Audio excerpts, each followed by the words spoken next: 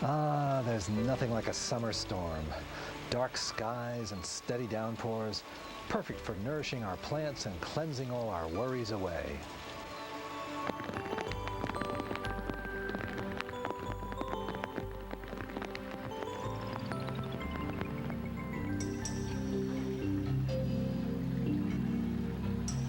Just think, seconds ago, you'd have opened your mouth to the skies, quenching your thirst with this once pure rain.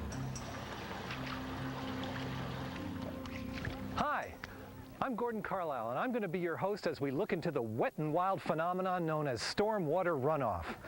More precisely, how stormwater runoff can unwillingly pollute our water, and how we can all make simple changes in our lifestyle to help reduce this problem.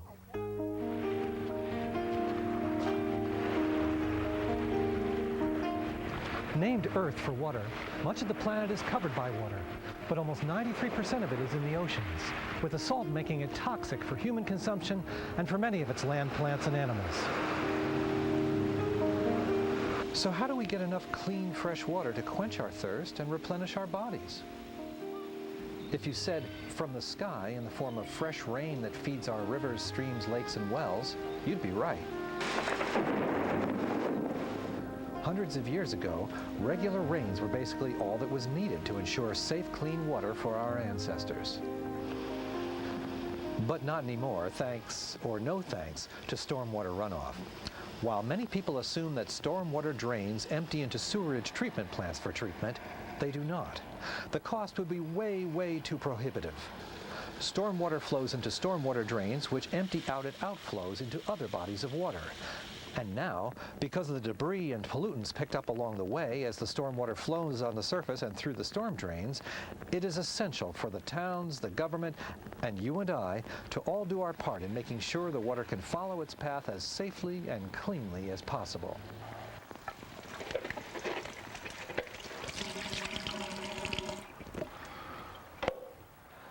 Stormwater runoff is one of those topics that really does involve everything, including the kitchen sink. So in learning how we can all help keep stormwater clean and safe, it's best to start at the beginning of the cycle, the water cycle. The water cycle, known as the hydrologic cycle, is simply the continual movement of water from the sky to the ground and back again. This cycle is made up of 5 stages: condensation, infiltration, runoff, evaporation, and precipitation. It all begins with condensation. Condensation occurs when the air temperature on Earth changes. When it cools enough, the water vapor condenses on particles in the air to form clouds. These giant masses of water vapor in the form of clouds are spread across the globe by winds, and when the clouds can't hold the moisture in anymore, it is released in the form of precipitation: rain, sleet, snow, hail. The next stages, infiltration, runoff, and evaporation, all occur at the same time. Infiltration is the precipitation seeping through the ground, which depends a lot on the permeability of the ground. The more permeable the surface, the more moisture seeps through. If the precipitation comes down faster than it can infiltrate the ground, we have runoff. At the same time, the infiltrated groundwater flows along underground, recharging rivers and streams, heading towards larger bodies of water. As all this water is flowing above and below the surface, the power of the sun is doing its thing on top. Evaporation, the changing of liquid water to vapor. Sunlight raises the temperature of the water in the lakes and oceans, and as the liquid heats up, molecules are released and transformed into gas. This gas, or warm air, rises into the atmosphere, becoming the vapor to be condensed, continuing this ongoing cycle. Fresh water, a wondrous result of this remarkable cycle of life. Population growth, sprawl, and development brought more than just added employment opportunities and diversity to our societies.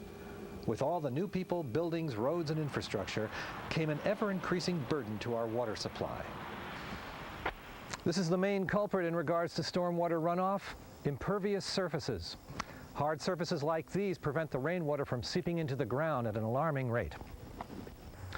A downpour of 1 inch of water over a single acre of natural meadow typically produces over 218 feet of runoff, enough to fill this office with about 2 feet of water.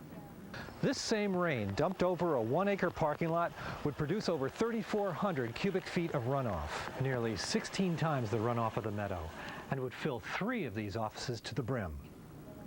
All stormwater runoff ultimately will go to either a river or to eventually the ocean.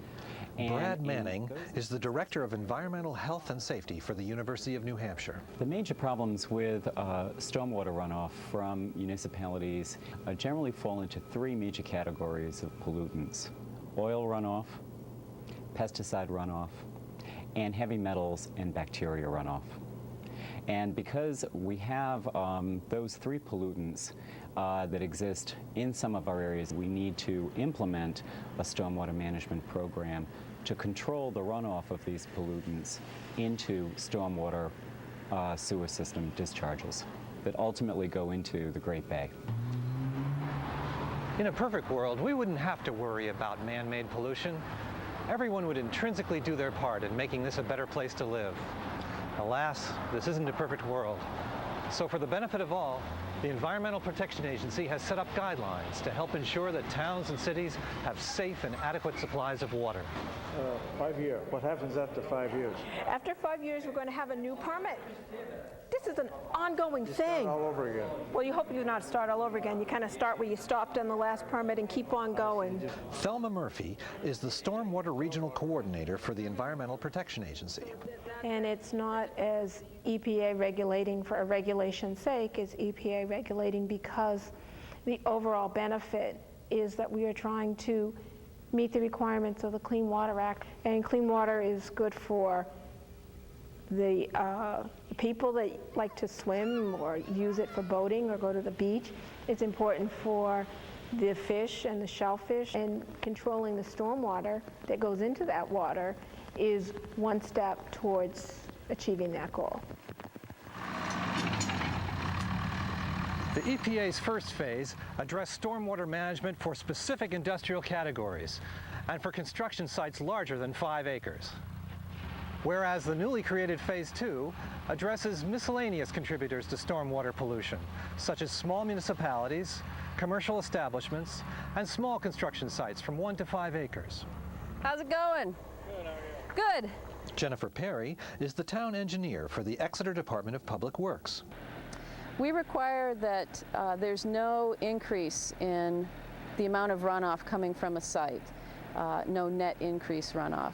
So that means that the sites have to be designed to contain some amount of stormwater, and the stormwater that does get off the site should be clean. So we have things installed such as silt fences, swales that can allow for some treatment and removal of sediments so that the water that does eventually get to the streams and rivers are clean. The key thing in any development is prior planning.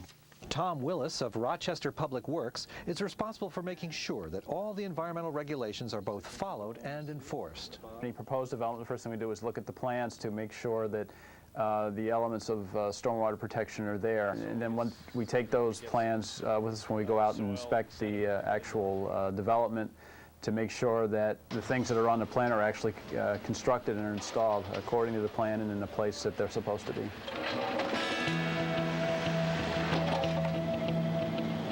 In most communities, roads and parking lots account for most of the impervious surfaces. But I don't need to tell you that.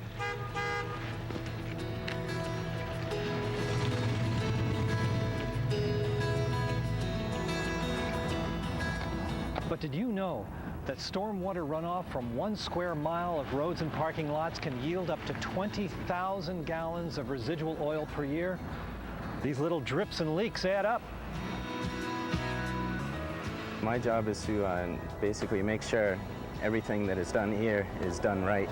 Engineer Jason DeWilt oversees Rochester's road construction projects. What we're trying to do here is collect all the stormwater off of the street to go into the catch basins, and any of the sediments that you get along with the drainage, such as like roadside dirt or gravel, they'll go into the catch basins as well. All of the drainage that is going on right now, it's very important. You know, if things aren't done properly, then it ends up hurting the environment, and that's what I'm here for, to make sure things get done properly.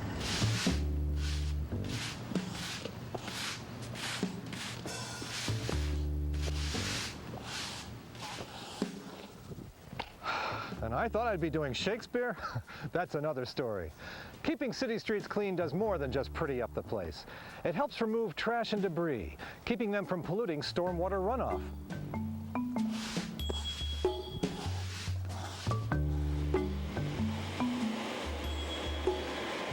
More roads mean more efficient methods for keeping them clean. Gone are the days of the push broom. When it comes to stormwater runoff, one of our best management practices is to keep the streets as clean as possible. The street sweeper tends to intercept a lot of trash, debris, and sediments from making our drainage collection system. And to do this takes money, and that's taxpayers' money. But it's more cost-effective to be proactive rather than reactive.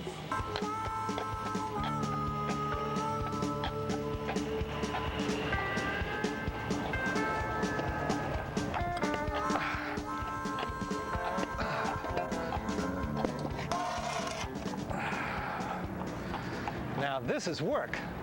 Fortunately, the Dover Police Department has their own cleanup patrol.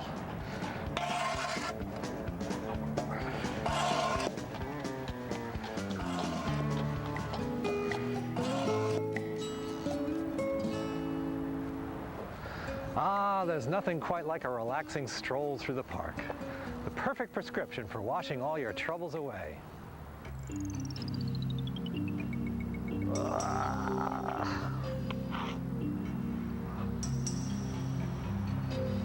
It may sound silly, but this is no laughing matter. Pet waste, whether from big canines, little pooches, your little kitty's litter, or even Polly's poop, when disposed of improperly becomes a major polluting factor when washed away as stormwater runoff. It's so bad that many parks throughout the country no longer allow pets. Okay, pet owners, this is what you've got to do. After Molly or Spike or whoever does their thing, take out that plastic bag from your pocket or handbag, stick your hand in the bag, pick up the poop, turn the bag inside out, knot it up like so, and dispose of in the proper place.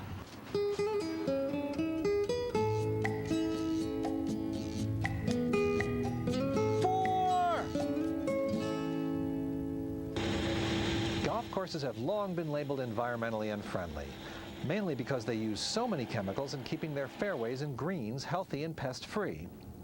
When applied improperly, these chemicals end up being washed into our water supply after a heavy rain. To combat this, Superintendent David Berquist of Sagamore Hampton Country Club practices what could be called green golf course management, organic fertilization combined with proactive planning. The difference between the synthetic fertilizers and the organics is that the synthetic fertilizers carry a high salt content, which kills off a lot of your beneficial organisms and sterilizes your soil. The benefits of the natural products is that it actually feeds the microorganisms and the macroorganisms in the soil, which benefit the turf. So what we've been doing here seems to be working. The golfers enjoy it here, and it seems quite successful.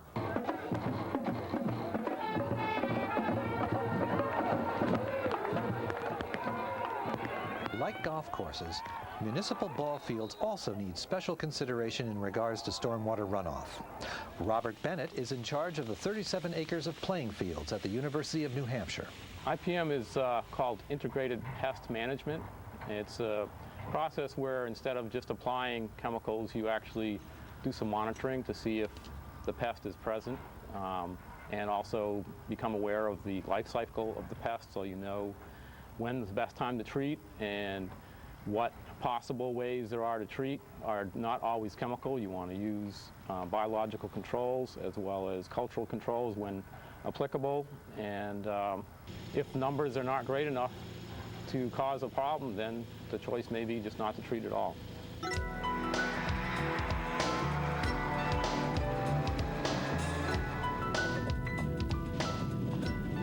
Ah, winter. Why we all live here. Maybe. It may be great to ski in and play in, but it sure isn't fun to drive in. To make sure this isn't a daily occurrence for most of us, Department of Public Works personnel work long hours late into the night and all throughout the day, plowing and salting in an effort to stay one step ahead of that inclement weather. Besides plowing for road safety, the winter roads are also kept clean for water safety because snow, like rain, eventually becomes, you guessed it, stormwater runoff. While this salt may help keep our snow tires spinning in the right direction, special attention must be paid to its use in storage. Otherwise, it could raise havoc with the groundwater supply. Snow in its regular form would be fine melting, but we have to treat the roads with sand and salt so that it can be safe for the motoring public. We then have to remove the snow so that it does not contaminate our drain system, thus contaminating the environment. Whether it's the melted snow and slush of a winter storm or the heavy downpour of a summer rain, most runoff ends up going down storm drains like these before entering our lakes and oceans. Since this stormwater has most likely already picked up some pollutants, possibly even some hazardous waste, technology has been put in place to help remedy the situation. Exeter, like many other towns, are investing in new technology to help prevent sediment and pollutants from entering our rivers and streams.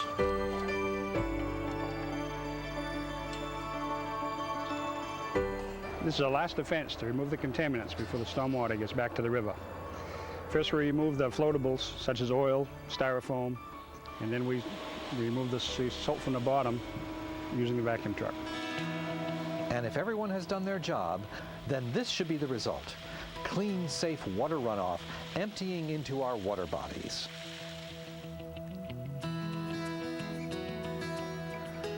While the town, state, and federal governments play an important role in helping us maintain a clean and safe supply of drinking water, most of the responsibility lies with us.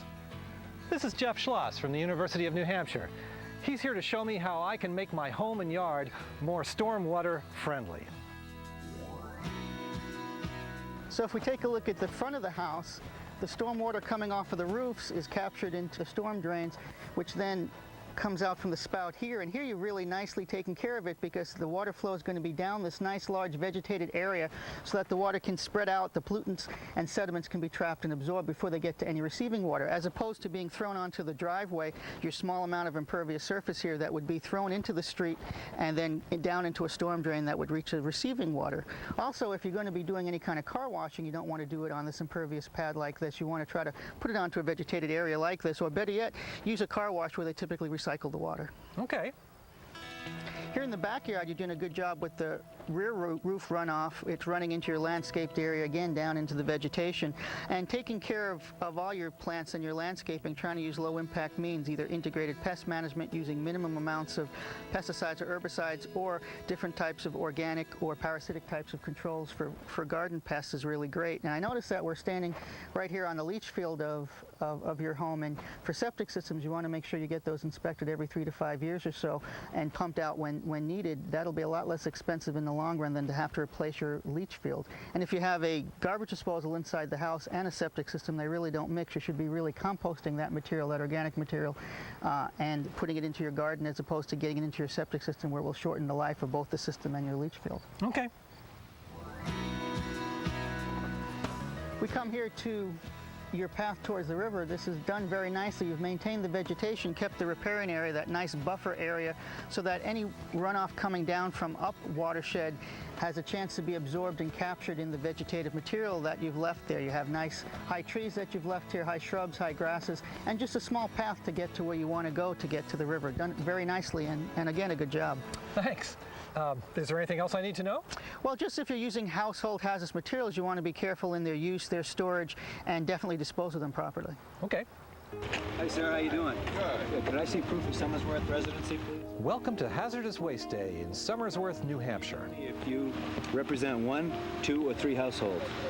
Do you have any additional hazard materials in your home that you didn't know what to do with? By day, I'm a recreation therapist, and I'm in aquatics. I do aquatic therapy with children of all abilities, so that's why water is very important to me. I drink it, I work in it, and I appreciate it. Nancy Sadowy is just one of the volunteers donating her time to help safeguard Somersworth's water. Because this is my community, and it's the water I drink, and this is just my part of making sure my water is safe to drink. Even though we think that we're a small community, and we're thinking, what's the big deal? Globally, this affects us all. We're all from one water source, and if it starts small, it just starts to get bigger. I think that's why we should all care.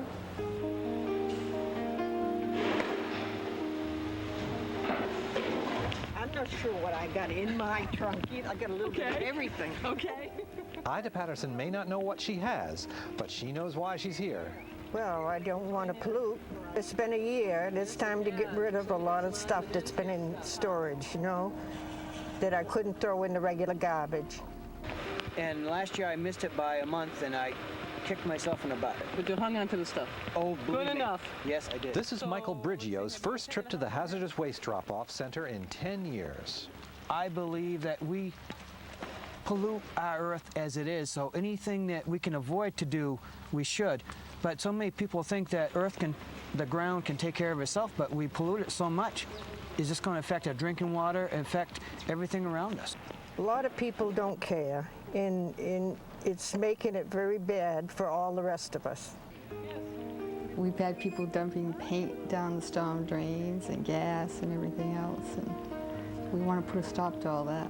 Mary Shaw is an administrative assistant for Somersworth Public Works and Utilities. A number of people are very upset that we have rules, and that we shouldn't have any rules. They should be able to do whatever they want to do. And then I asked them, well, do you want clean water? Do you want a clean city?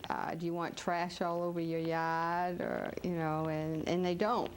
And then they start thinking. I said, well, that's why we give you this information.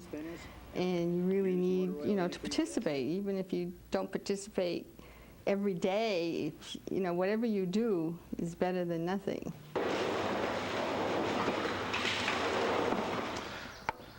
So remember, hazardous waste products are not to be flushed down any drain. Not the storm drains outside on the street, not down the toilet in your bathroom, and finally, not down the kitchen sink. Carefully label and store them safe and securely out of harm's way until that hazardous waste day comes around. Or better yet, look for environmentally friendly products that can do the same thing.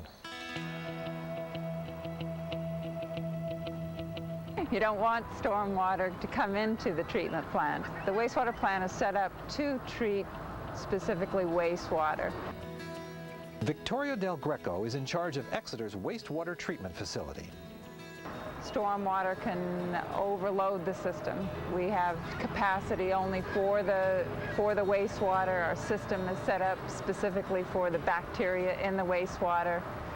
If we get stormwater coming in, it literally flushes through our system too quickly, and we can't do adequate treatment for the wastewater.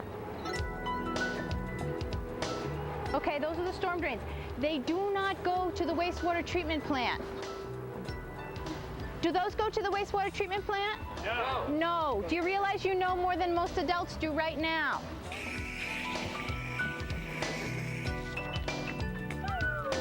It's summer in Durham, but school's in session, 4-H style.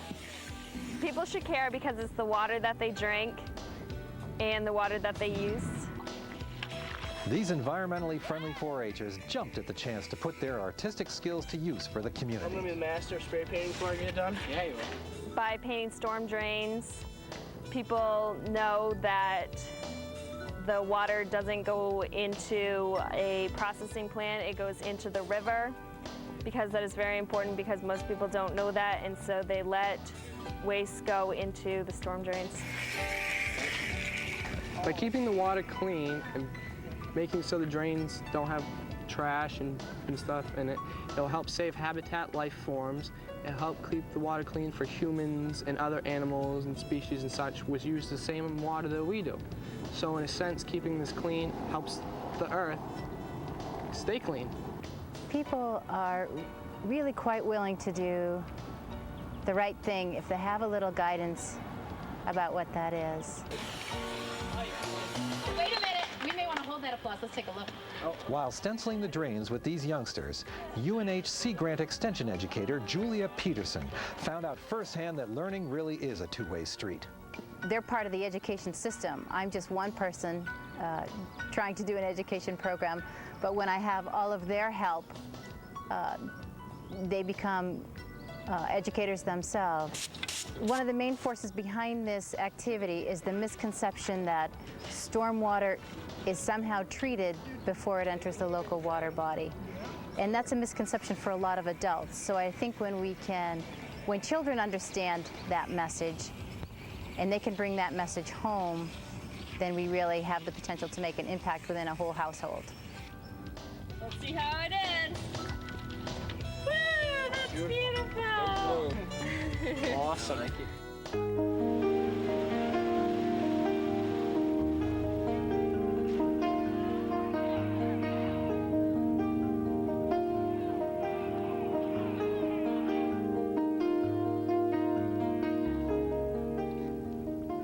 Fresh water isn't the only good thing about clean stormwater runoff.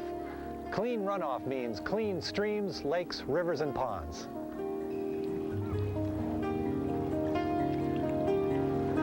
And besides providing pleasure, a healthy water table is essential for maintaining a healthy ecosystem. And a healthy aquatic habitat means a healthy fisheries industry, which in seacoast communities like ours feeds both our bellies and our pocketbooks. Who would have thought that something that we walk and drive by on a daily basis, and that for the most part goes totally unnoticed, would be of such importance? Yet it is. For what happens below the surface really does affect all of us up here above the surface. And what we do above the surface affects so much what happens below the surface. We are all part of the cycle, a major part of the cycle. And whereas we cannot control the whims of nature, we can control the whims of man through consensus, regulations, laws, and fines. But more importantly, and longer lasting, through outreach and education, leading towards positive changes in our daily lifestyles.